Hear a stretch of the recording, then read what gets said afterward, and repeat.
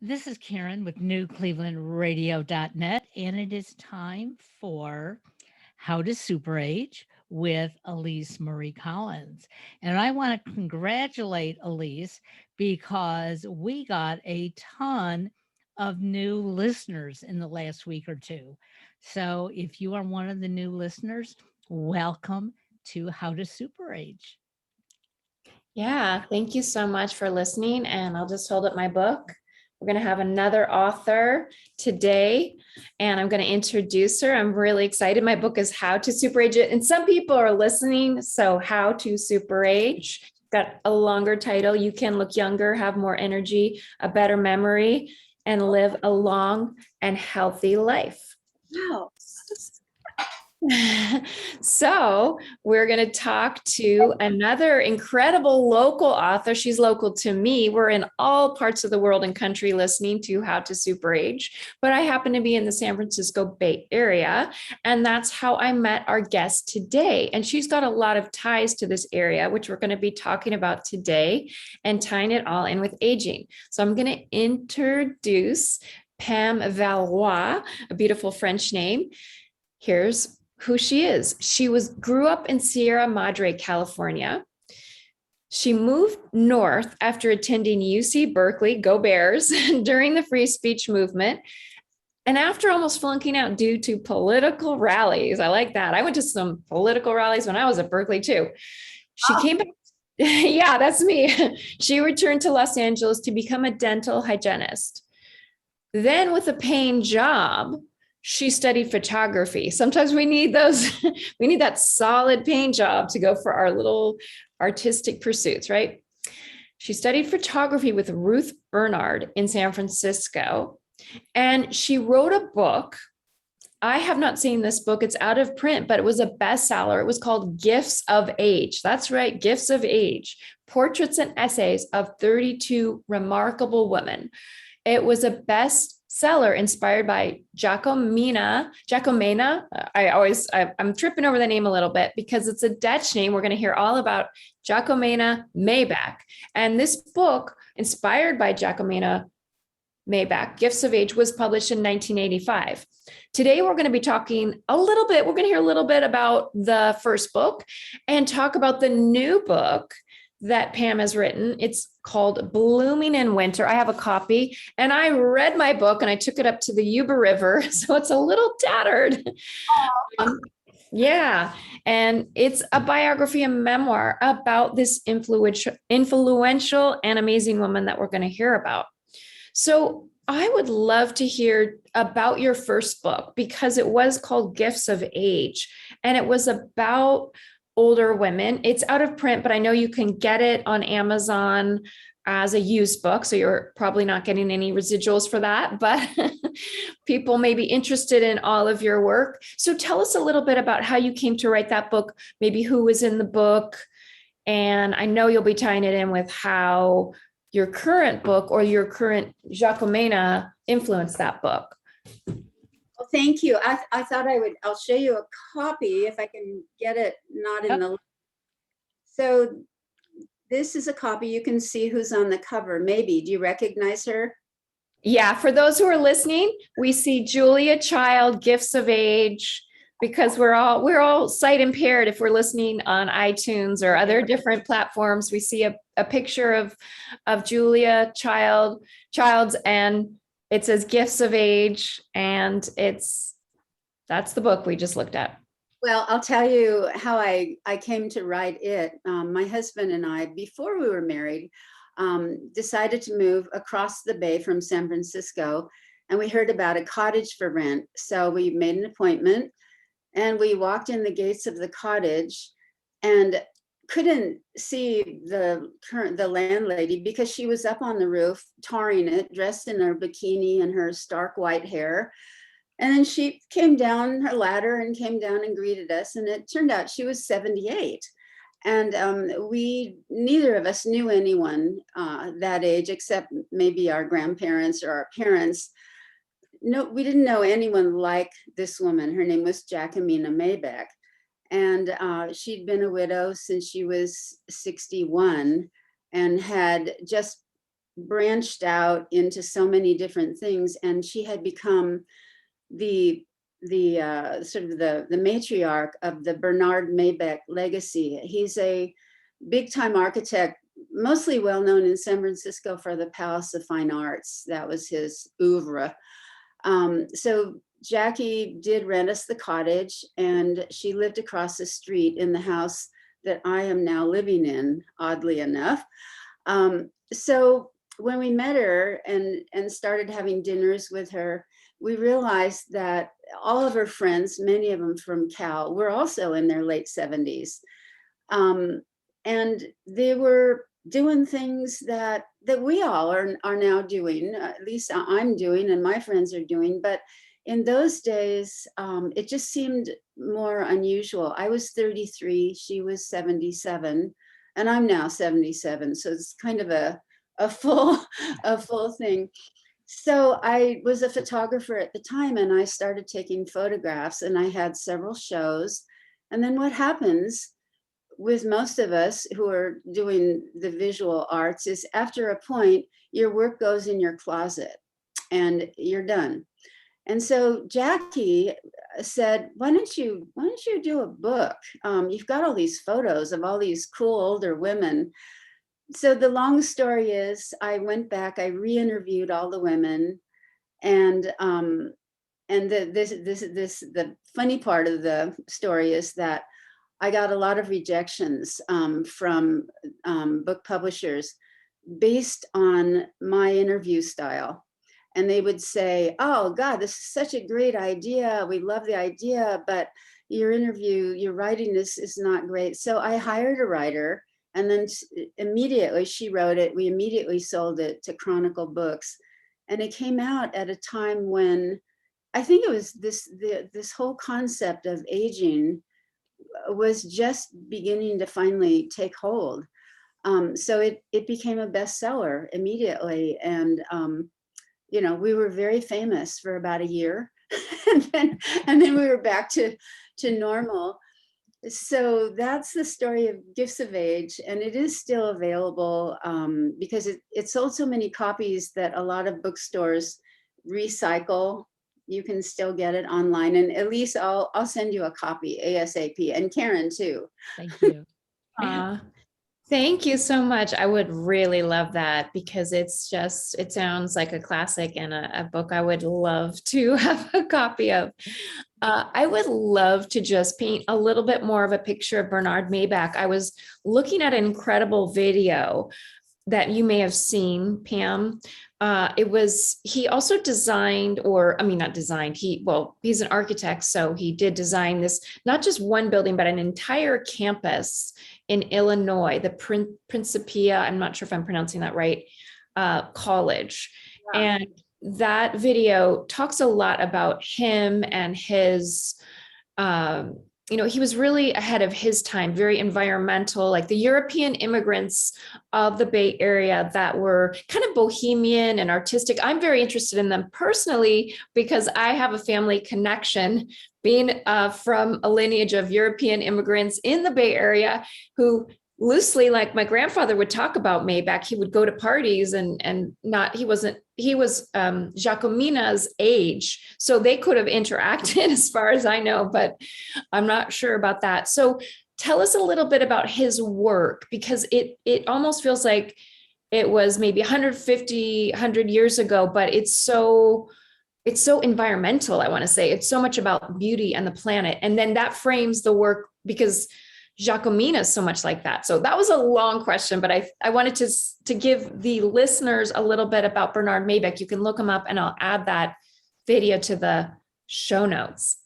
That is it. You have such a good idea about that. That Giacomina, who married Bernard Maybeck's son, Wallen. So Jackie was the daughter-in-law. But she was so much, I think, shaped by the Maybecks once she married into the clan. And your point about Maybeck, his thing was that whatever he built, it had to fit into nature. For example, in the Berkeley Hills, he said, we're not going to have straight streets. We're only going to have curved streets that follow the curves of the hills.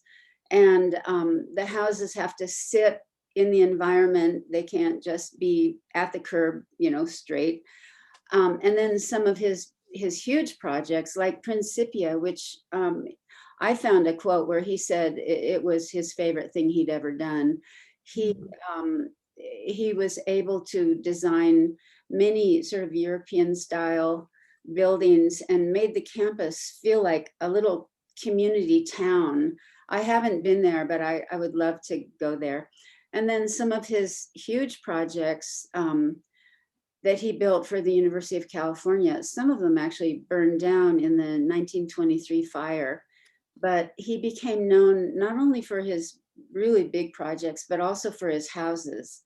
And his own house that he built in the early 1900s burned in the 1923 fire. And it took up this entire neighborhood that I live in now. It was a giant house with 7 bedrooms and maids' quarters and big kitchens and all. And it burned to the ground. And after that, he started building small houses, small family houses. In the Depression, he built houses with very cheap materials. And that's what I'm sitting in right now. I'm sitting in one of the houses built with inexpensive materials, but it still had amazing details like the iron door and the glass looking, all the doors have a little, you can see, but you can't really see clearly. So anyway, Elise, you're right. Maybach, I think he was known for that, for the placing it in an environment and then letting things sort of grow up around it. And I sense such an influence of him and the family. And in the end, towards the end of his life, he lives for a period with Jacomina. And I want to hear about Jacomina now.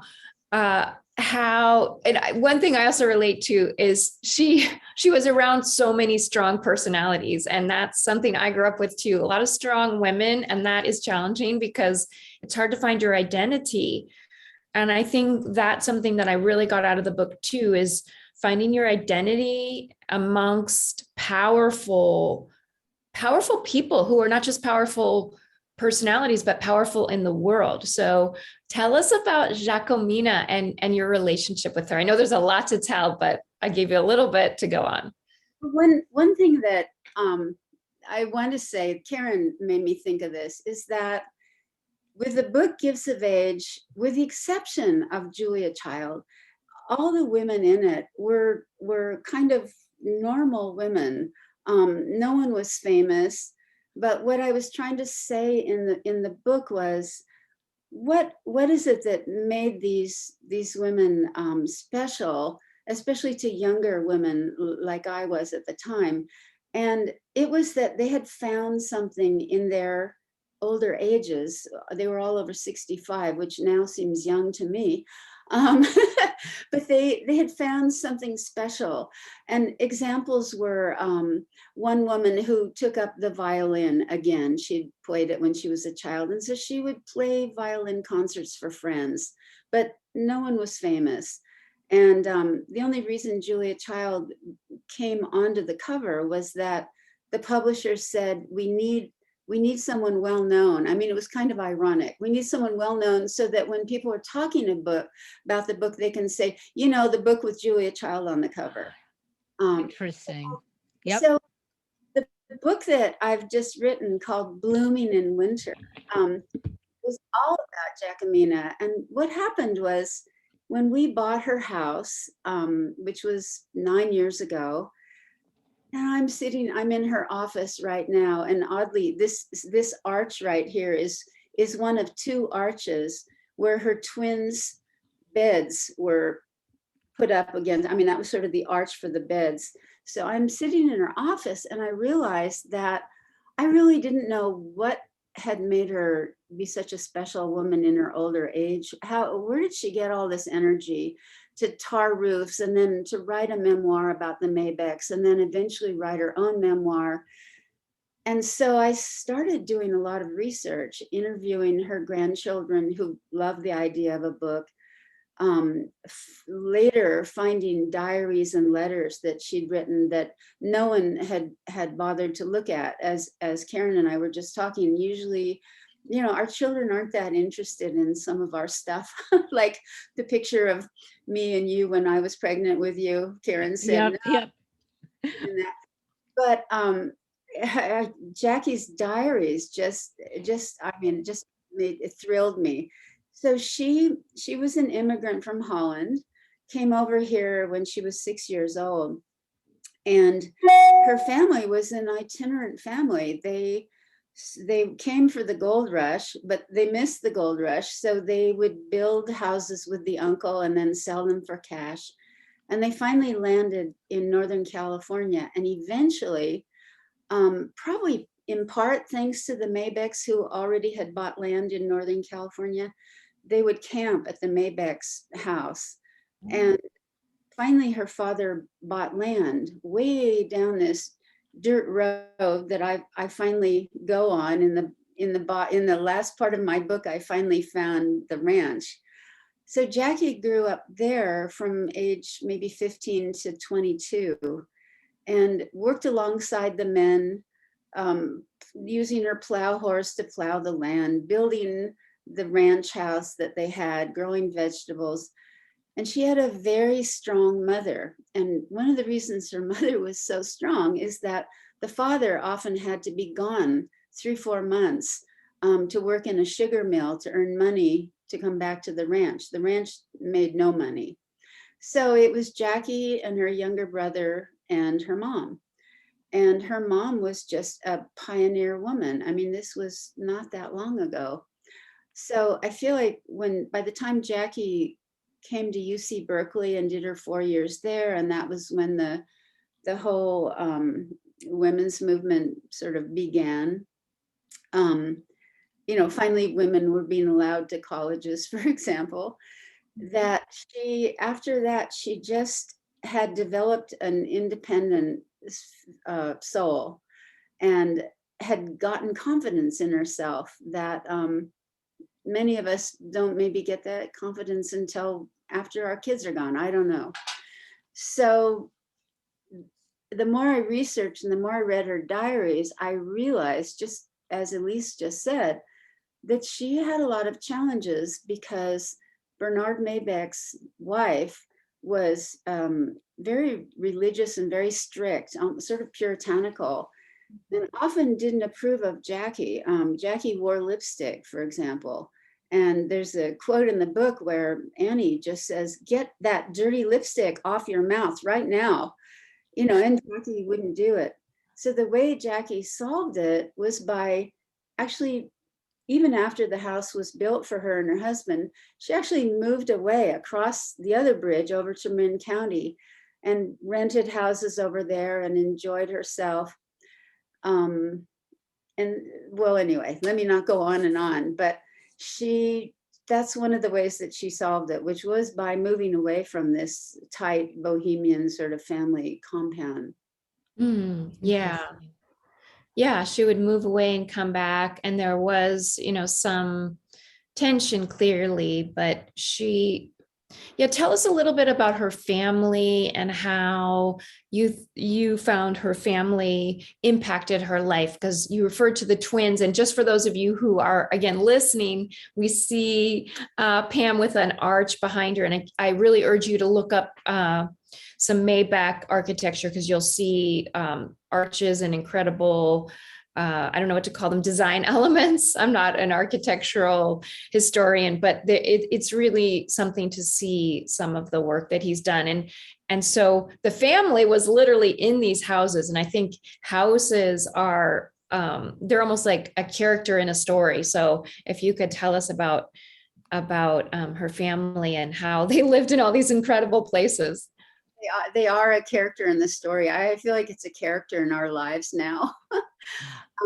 So Jackie took some time and finally decided to marry Wallen. He was a few years older, and immediately, as it would happen in those days, immediately got pregnant. And apparently, according to her and according to everyone, she didn't know she was having twins, and the doctor didn't know either. So bam, out comes one baby, and the doctor says, wait a minute, here comes another one.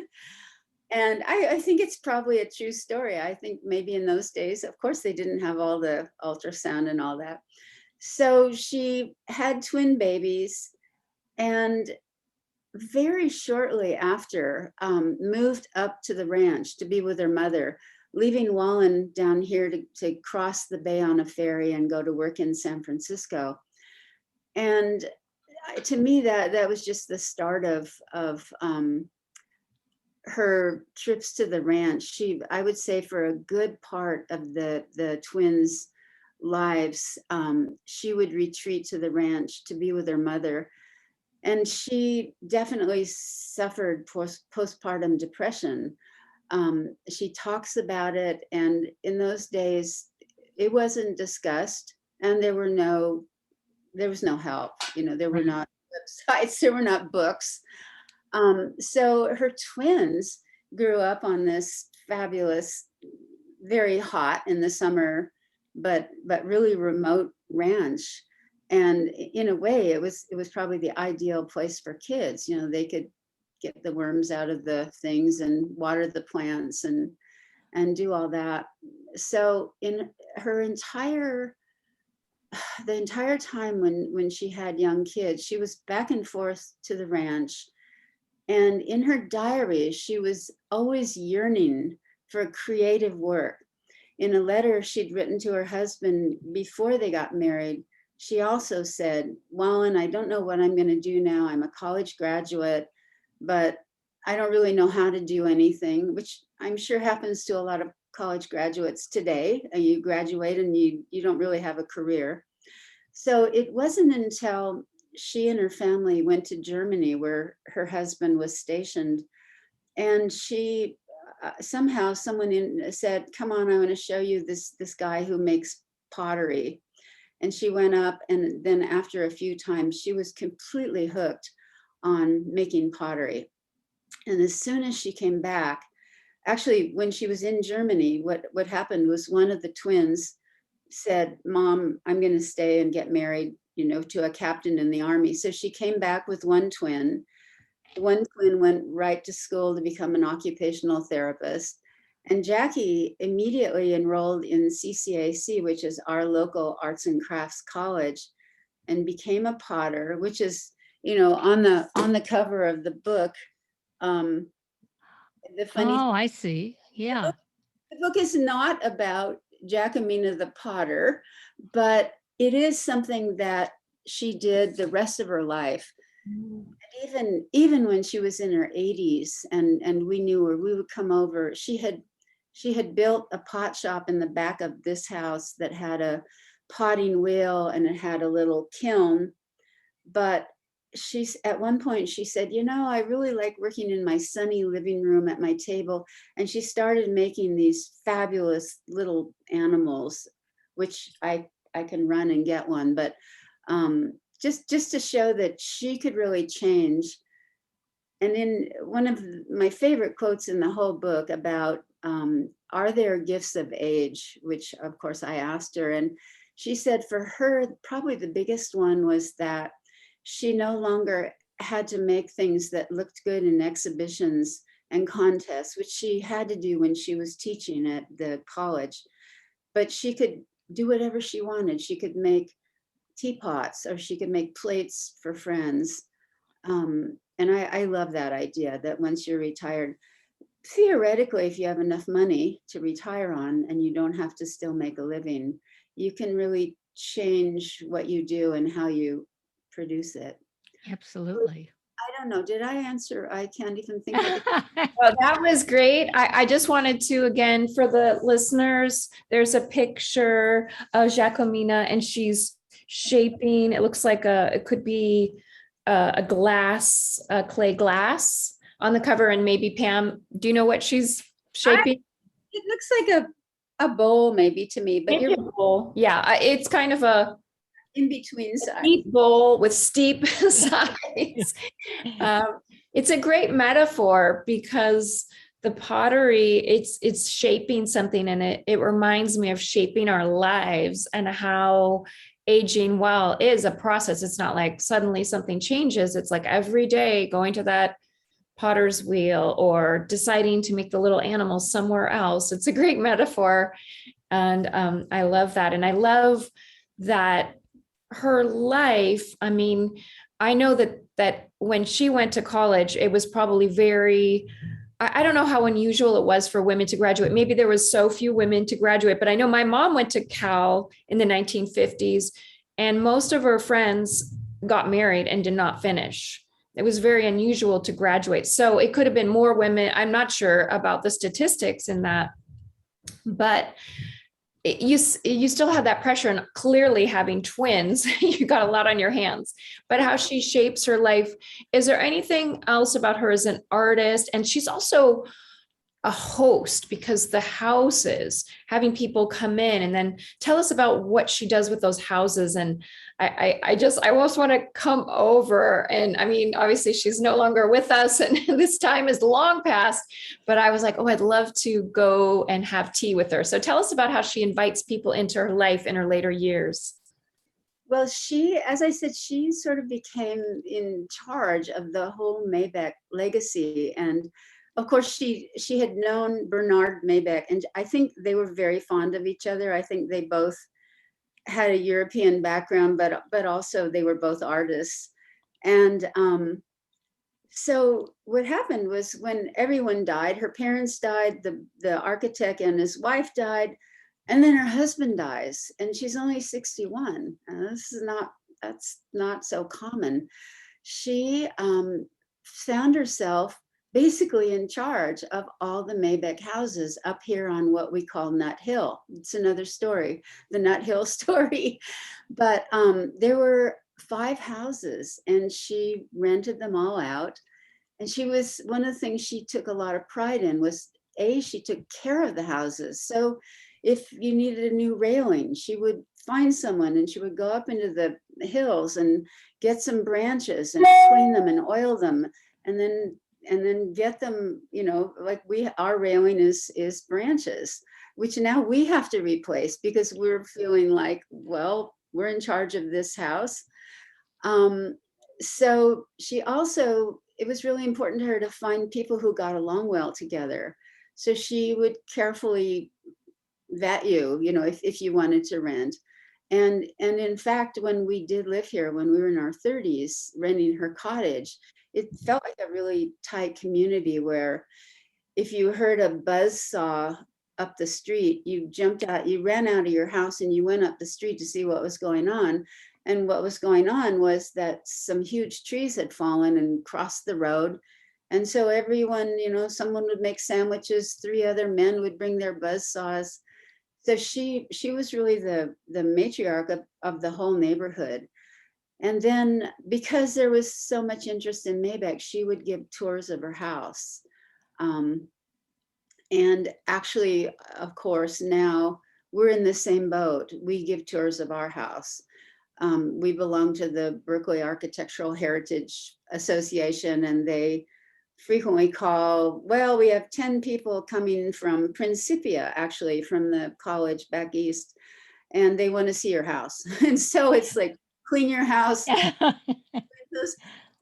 put your parrot, our parrot, who's now 45 years old, Wow. the whole entire, put him in the cage, get the house ready, sweep the decks. And so we still do that frequently. And it's really fun because the people that come are usually know more about Mabeck probably than we do. So that's what we do. We still feel like we're in charge, and will be. And actually, when I first started writing the book, Blooming in Winter, my first idea was that I wanted to document the house, who lived here, when, what.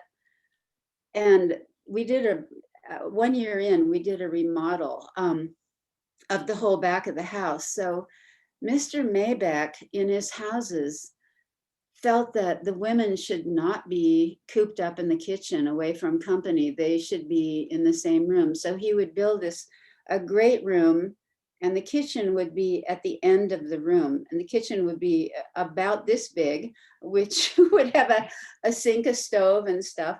And maybe in our house, the refrigerator, the washer and dryer, they were all on an open porch out back. And where was I going with that? I forget what I was going to, I know what I was going to say. When I first started to write this book, it was going to be about the house.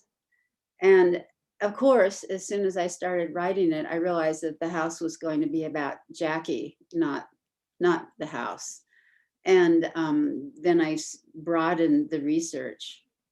One thing I was going to say about the book too, that you just reminded me of earlier, is when we finally decided to call it Blooming in Winter, a friend of mine who's a psychologist, who's 65, she's pretty sophisticated, said, "What do you mean winter?"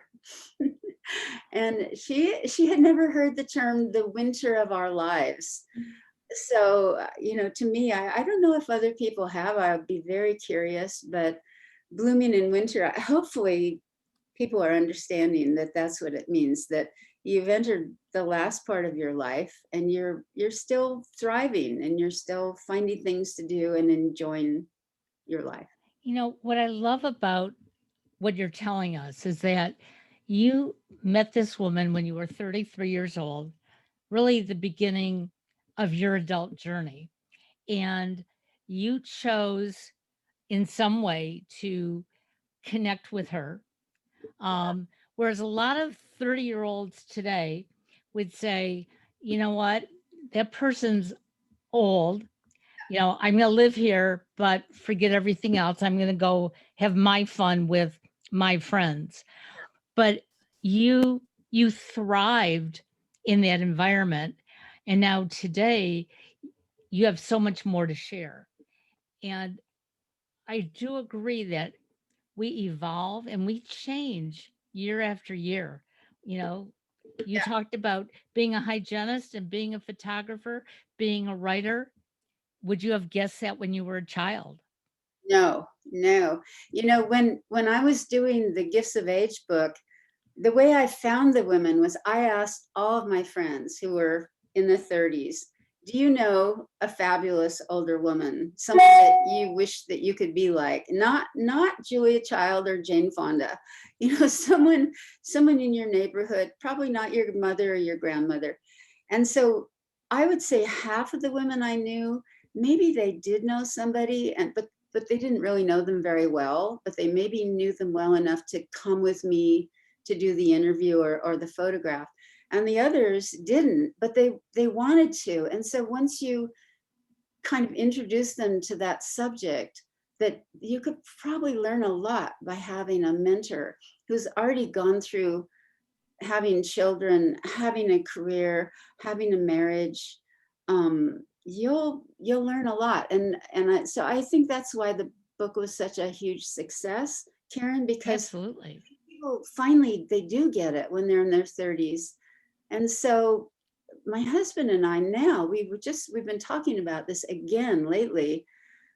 Thanks to COVID, it's been hard, but it's really important for us now to stay connected with friends in their 30s.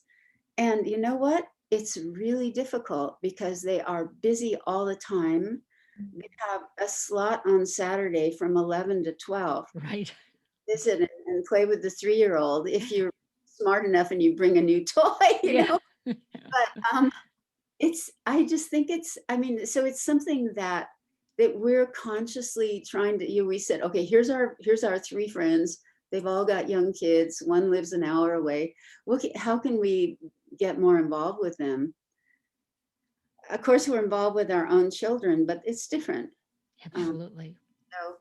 And I'll just say, I'll tell you one more little story with Jackie, which was that when I was in my 30s, and I had not even started working on the book. I was just a photographer, and I was working and having kids. And Jackie said, I have an idea. You need to hire someone for 3 hours a week from 9 to 12 or from 2 to 5 and on Tuesday. And it doesn't matter if you have your period, you don't feel good, you're tired, the light is awful, it's raining. You are going to do photography, and that you can start planning. And so she had said, that she had missed that in her raising Sure. children in younger years, because she didn't know what she wanted. I mean, she had gardened, she had done things she loved, but it helped me so much because it felt like, okay, you have permission. You can do your job during the week and be a lovely mother, but for these 3 hours, you get to, that's when I did all my interviews, all my photo, and bam, it was, you go, you do it. So to me, that was an example of how someone older can help a Absolutely. new mom. Powerful, powerful tips right there. Heard so many, and intergenerational relationships are so important. And as you said, Pam, sometimes we have to seek them out and really make some effort to, obviously we want to connect with people that appreciate us and love us, and also beyond family. That is such a powerful tip, and it's such a part of, I say, this is the How to Super Age podcast. That is our tip of the day. Yeah, absolutely. have those intergenerational relationships, cultivate them, because it is like a garden. You got to plant them, you got to keep them going. And I also love that you have a super ager parrot, it sounds like. We do have a super parrot. We have a parrot. He's upstairs, but he's exactly this color. And he was born in Nicaragua, came to San Francisco, lived in the Haight-Ashbury, and then moved to us to the cottage where we first lived and rented from Jackie. And he would sit outside in the apple tree and had a wonderful life. So now, 45 years later, he sits up in his cage, and if he looks out, he can see the cottage. What does he think about his youth? Wow, That love is it. wonderful. As I'm listening to all this, I think today has been one of the most remarkable shows that we've had with you, because what I'm feeling is that there is always an opportunity to feel good about your life. And so many of us that will say, I don't know any younger people. Okay. Well, when you go to the grocery store, okay, there's maybe a younger person ringing up your food, or they're taking it to your car, or maybe there's a neighbor who has a grandchild. There are people around. We just have to be aware of it and not be afraid of or threatened by them. And I think sometimes when we segregate ourselves as we get older, we find that, I'm not good enough. Well, yes, we are good enough. And you're proof of it right there, Pam, that you just keep going. Thank you. Well, it just me saying it out loud reminds me once more. It's a lot of effort. I mean, I almost need to put them on my list. Okay, check in with Gibran and Shori and see how they're doing. Absolutely. Yeah. It's great that you do that. Again, I just want to emphasize that, and cultivating those relationships is so very powerful. And also letting go of limiting beliefs. I like how you put a little twist on it, Karen, because that's another thing. We can internalize what the world, we have an ageist society. Let's just put that on the table. And we can take that on and think, oh, maybe that younger person doesn't want to talk to me. And some may not, but actually when I really think it through, I don't really want to be friends with that person who doesn't think older people are interesting, because I think I'm interesting. You guys are all interesting. So let's be bold. And I love that. Any final tips? I know you learned so much from Jacomina, or any final questions from Karen. This has been such a fabulous show. I love both of your ideas. We all want to bloom in winter. We know that. And so I still go back to the intergenerational question. I just looking around you, who's in your neighborhood? My friend who just moved a little bit north here said the first day a couple came over. They're two teachers. They're retired. The first day they came over and brought them cookies, and so a friendship has developed. And it's like it's not that hard, but it takes paying attention to it. Absolutely. Absolutely. You know, it's funny. We've lived in our condo now 13 years. And for the first 12, I knew people just to wave and nod at. But everybody, they come home from work, they pull into their garage, they go into their condo, and you don't see them. And last year, my husband and I took up walking every morning. And so in the beginning, it was just a wave and a hello, how are you? And I finally got tired of that. I said, I need more than that. I want people to know where I live. God forbid something were to happen to me, but I want to be there for my neighbors too. And so we started conversations when we were walking. It was like, so what if our walk takes another 15 minutes? It's okay. We can stop and have a conversation. And it's made a huge difference in us because we've talked to people older than us, younger than us. We have found kids wandering around and lost, and we've gotten them back to mom and dad. And I think it's when you become aware of what's around you, um, life is ageless at that point. Mic drop. Lovely, lovely way to end. Oh, my I goodness. love it. Well, thank you so much. And where can we find your book? Where would you like us to look for your book, purchase your book, and find out more about you, Pam Valois? Well, Blooming in Winter is available at any bookstore. If they don't have it in stock, they can order it and get it to you in a few days. I mean, it's being distributed by a big distributor, and it's also on Amazon. And what was the second part? Oh, and my website has a little bit more. My website is the https:// however that goes, but it's just Pam Valois bloominginwinter.com. So PAMVALOIS bloominginwinter.com. I love it. And it's got a little bit more information, tells you a bit about the first book, Gifts of Age, too, which I would love that book to be out in the world, but it is out in the world in a strange way on Amazon. So you can always find a copy. Absolutely. Great. Thank you, Karen and Well, Elise. thank you. It was wonderful meeting you. Thank you so much. Yeah, thank you. And Elise, as always, great podcast, had a great time. And I'm going to go look for some younger people this afternoon. So Love it. have a Bye. good day. Thank you.